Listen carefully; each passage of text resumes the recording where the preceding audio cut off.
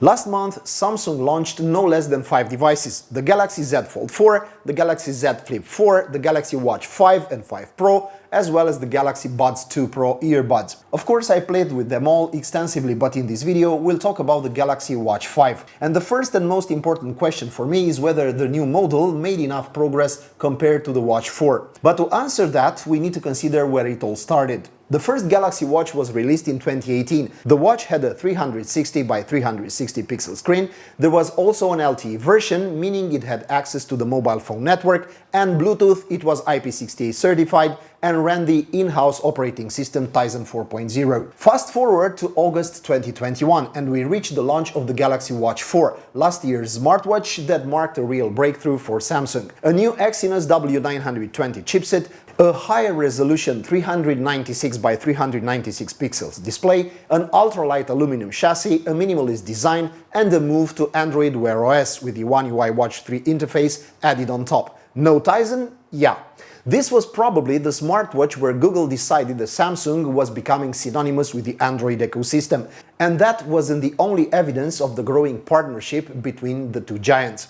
Okay, but what new features does Galaxy Watch 5 bring to the table? A few things here and there in key spots. But if you have some patience, by the end of this video I reckon you'll have a better idea of what's new, and you'll figure out what makes this smartwatch the only direct competitor of the Apple Watch. So let's get started.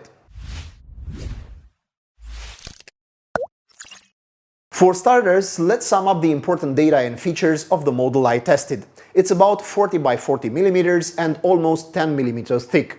It weighs about 29 grams, it has a 1.2-inch Super AMOLED screen made of sapphire crystal glass, it's IP68, it has a 284 mAh battery, it's Wi-Fi 5, NFC compatible with Google Wallet, Bluetooth 5.2 this time, which is a major upgrade from the 5.0 version of the previous model, GPS, 1.5 gigs of RAM and 16 gig of storage, but only 7.5 gigs of those are free, as the rest of the space is filled with apps and the operating system. And that operating system is Google Wear OS 3.5 with the One UI Watch 4.5 interface on top. I should point out that I received the 40mm version of the Watch 5 for testing, which, by design, has a somewhat shorter battery life. In recent years, Samsung has been moving more and more towards the minimalism we originally saw in Apple. The Galaxy Watch 5 is no exception. If it weren't for the product name on the front of the box, you'd swear you're dealing with a Galaxy Watch 4 box. Same graphics, same color scheme, similar size, and as the packaging should match the product, the smartwatches look almost identical. Even the placement inside the box, the accessory is actually the accessory because there's only one, the charger, everything is identical. But before rushing to judgment, let's remember that Samsung is the Android market leader for a reason. The time for high-stakes gambling is probably over for them, just as it is for Apple. And now all the improvements they come up with are incremental. So let's take the Galaxy Watch 5 out of the box and take a closer look. It can't really be identical to the Watch 4, or is it? Well, it is. If you place them side by side, you won't be able to tell them apart, well, at least not from the front. The case's design and dimensions are identical, the strap is identical, the buttons are exactly the same. The first difference only becomes apparent when you look at both of them from the side. The Galaxy Watch 5 is a bit thicker in the sensor area, but you can't tell the difference when wearing it. The 40mm Watch 5 comes in 3 colors: graphite, silver and pink gold. Of course, the straps can have and certainly will have any color and any pattern. The materials used for the case haven't changed from the previous generation, but the Watch 5 is a bit heavier, 28.7 grams compared to the 25.9 of the Watch 4. The difference comes mainly from the battery, which is 15% larger. That's pretty good news, because one of the few complaints about the previous 40mm version was its battery life. Another innovation is the material the display is made of. On the Watch 4 it was Gorilla Glass DX+, but on the Watch 5 we have sapphire crystal glass. Sounds expensive? Well, that's because it is. About 10 times more expensive than its Gorilla Glass equivalent. It's also heavier than Gorilla Glass at the same thickness. Apple is already using sapphire in building some of its smartwatch models, so they must be onto something. And what they do know is that sapphire is much more scratch resistant than any glass alternative. Sapphire is rated 9 on the Mohs scale, with only diamonds being more resistant. The most advanced versions of Gorilla Glass barely get below on a 7 on the same scale. But you know what is a little harder than Gorilla Glass? sand, and hence the difference. Sapphire is immune to sand and other abrasive particles. Gorilla Glass isn't. Add that to the simple fact that a scratched screen shatters significantly easier than an intact one, and we can now understand why Samsung chose a material that's more expensive and harder to manufacture. After this moment of science, let's get back to our story. The screen itself is the same as the 2021 one, which means it's a 396 by 396 pixel Super AMOLED display. It's very easy to see even in bright light, it automatically adjusts the brightness depending on its surroundings, and it obviously has an always-on option. Sure, it's a pretty small display, but the interface is fine-tuned for it and you never get the feeling that your fingers are too big for the screen. The buttons on the Watch 5 are the same size and have the same feedback as the ones on its predecessor, and just like the Watch 4, the Exit/Bixby button has its edges red for easier identification. The watch is still rated IP68 for up to 50 meters, so you can safely go swimming with it. I do recommend washing it after each swimming session though. The strap is also the same as the one on the Watch 4, so it's perfectly compatible with all the straps for that model. The fastening system is also the same. The buckle, you get the idea. You can't tell one from the other. Samsung knows how to do a lot of things well, but the ecosystem is perhaps their best work, especially compared to their Android competitors. When first using the smartwatch, all you need to do is download the Galaxy Wearable app to your phone. If you don't already have it, turn on Bluetooth and the rest of the process is a breeze. Two quick mentions here, and I know they will seem to contradict what I just said earlier. Depending on your phone, your smartwatch may refuse to connect. I tried it for instance on a Huawei P30 and the Watch 5 just didn't want to deal with it. And this is where a second potential problem comes in. Unlike other smartwatches that are less smart, the Watch 5's initial setup cannot be carried out without a phone or the app. Sure, after the initial setup you can use it seamlessly, but out of the box, if you don't connect it to your phone, you don't get to use the smartwatch. At the risk of sounding super repetitive, using the Watch 5 is almost exactly the same as using the Watch 4. The controls are the same, touchscreen and two buttons that you can set up for various purposes. Pressing the buttons simultaneously takes screenshots, and in addition to the usual controls, the buttons are equipped with sensor for taking measurements like stress, ECG, blood pressure, so on. However, the health-related features only work if you download to your smartphone an additional app, Samsung Health Monitor, and if you password protect your watch, an extra precaution to prevent anyone from accessing your medical data. Furthermore, the blood pressure measurements only work after a prior calibration, made with a blood pressure monitor. On-screen swipe controls are available from all sides, from the left to see notifications, from the right to switch between widgets, from the bottom to see installed apps, and from the top to enter quick settings. Browsing through the menus felt butter smooth in any scenario, but I was expecting that considering the chipset is the one used in the Watch 4, namely the Exynos W920. A big plus for the Galaxy Watch 5 seems to be using Wear OS as the operating system,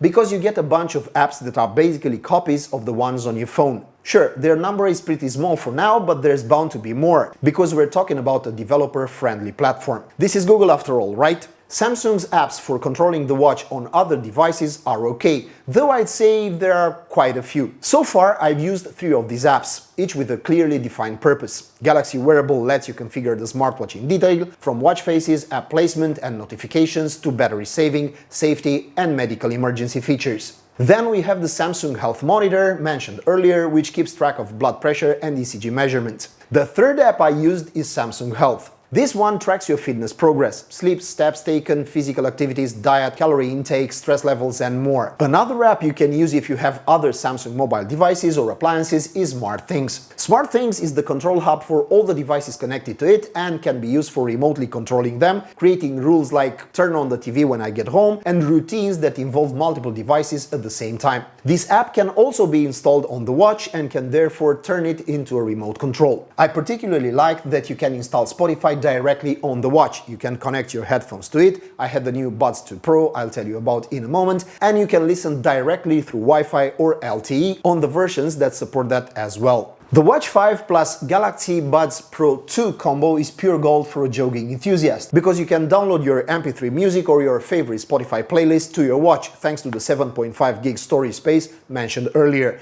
and thus leave your phone safely at home. But while we're on the subject of music and earphones, let's digress. The ecosystem I used for testing the Watch 5 was made up of a Galaxy Flip 4. this year's clamshell model, and some headphones that Samsung just released last month. And while the watch is an update of last year's model, the Buds 2 are clearly better than the first generation. For one thing, they're 15% lighter than the Galaxy Buds Pro. Then, the material of the case is no longer glossy. It's matte, meaning it'll be almost immune to fingerprints. The earphones are small, smaller than they appear, and thus fit even better in your ear. This new model brings significant improvements in many areas, except for the battery life, which remains roughly the same, 5 to 7 hours of listening time. Granted, you still get about 3 times that in the carrying case, but you have to place them back in the box to get the extra juice. The fast charging is at least better, meaning that 5 minutes of charging is enough for 1 hour of listening, so more than the old model. The active noise cancelling features has also been improved, and you now get more software features that make the most of the connection with your phone or tablet to create above average sound quality. The technical solution for the speakers remains the same as its predecessor, with two-way coaxial drivers. But let's get back to the watch. Even if you don't have your earphones on, you won't miss any calls while you're out running, because you can answer directly from your Watch 5. It has a speaker, a microphone, everything you need. Still, you're going to look weird talking on your watch,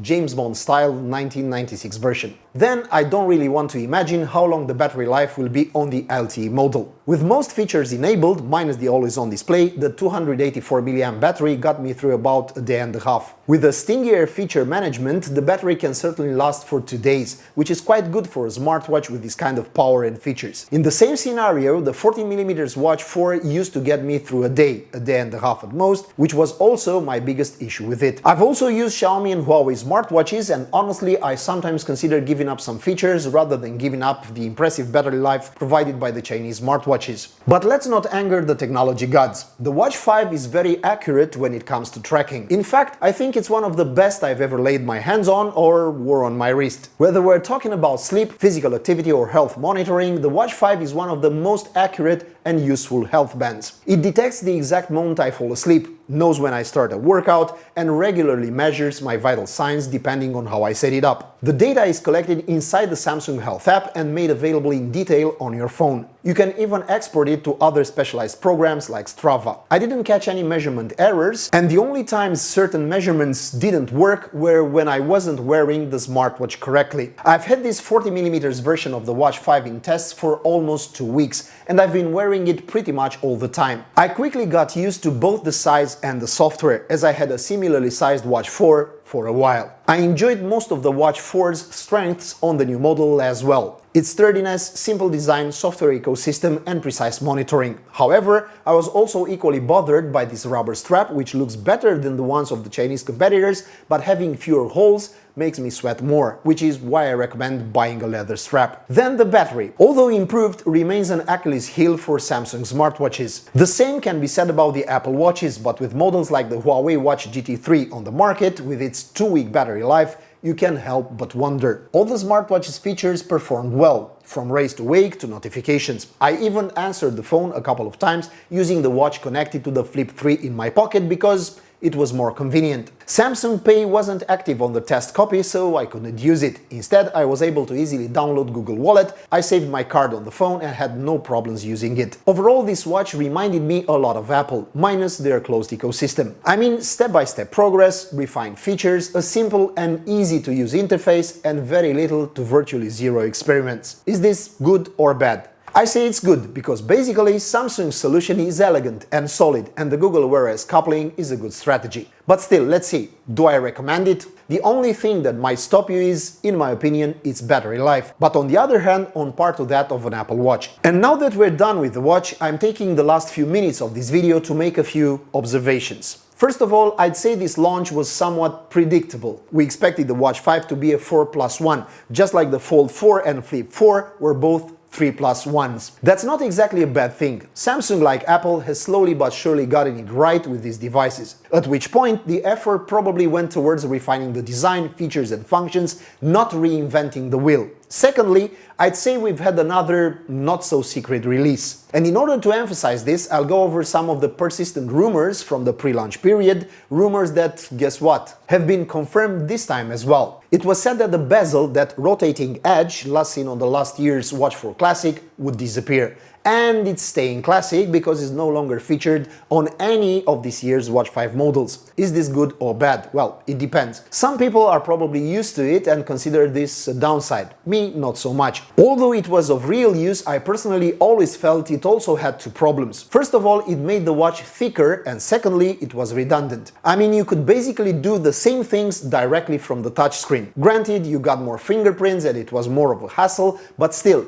that little wheel effectively doubles the function you could already access on your screen. Then it was said a pro version of the watch would be released. Has it? Yes. Unfortunately, I haven't been able to get my hands on it yet, but we'll definitely get it in testing soon, and I'll be able to tell you more about it when we do. Bigger, stronger, more pro. So leakers have accurately anticipated this move on Samsung's part. Then the fact that the Watch 5 has a bigger battery and an increased battery life. Yes, we got those too. I mean, 15% more battery and about half a day worth extra battery life. Is that a revolution? No, it's more of an incremental increase, but still an increase. As I said, the Watch 5 is far from the week-long battery life of its Chinese competitors, but the smartwatch is also much more powerful. Whether or not you need this raw power is entirely up to you. We've been over this before, discussing maximalist and minimalist implementation options. Samsung and Apple have both opted for a powerful device at the expense of the battery life. The competitors have chosen to go the opposite way, so it's up to you to decide what you want from your smartwatch. Power or battery life. For now, it's like electric cars, you can have it both ways. Anyway, alas, recharging the Watch 5 is pretty quick, noticeably faster than the 4, meaning half an hour charge is about half the battery and is fully charged in just over an hour. So yeah, it shouldn't be a big deal. Another expected addition was the temperature sensor, but we'll have to wait and see how it works, what it can do, and how accurate it is, because although currently present on the smartwatch, it isn't active for now, maybe later on. The sapphire screen was also confirmed, as well as the fact that the build material is still aluminum, same as on the Watch 4 version, while titanium is reserved only for the Premium Pro model. And last but not least, the price. The Watch 5 is in the high-end segment when it comes to smartwatch prices, but on the other hand, Samsung has never really made an effort to sell the cheapest watches on the market. Hence, the Watch 5 models fall within this manufacturer's usual price range. So I have to ask the key question. Does it make sense to upgrade? If you don't have a smartwatch already, but you are looking for one, or if you have a Watch 3 or an earlier model, definitely yes. But what if you have a Watch 4? If you don't insist on having whatever is the latest and the greatest technology, then no, because all the 5 really gets you compared to the 4 is a tougher screen, a slightly better battery and faster charging. This being said, we put an end here to this video. If you found it useful, feel free to subscribe to our small but ambitious channel, and more technicalities will come. But even more than that, I'm really interested in your opinion down below in the comments section. What's your impression on this new release? Do you like it or not? Has anybody tested it? Or is anybody here already having a Galaxy Watch 5 to share some impressions with us? Stay tuned and thank you for watching this video.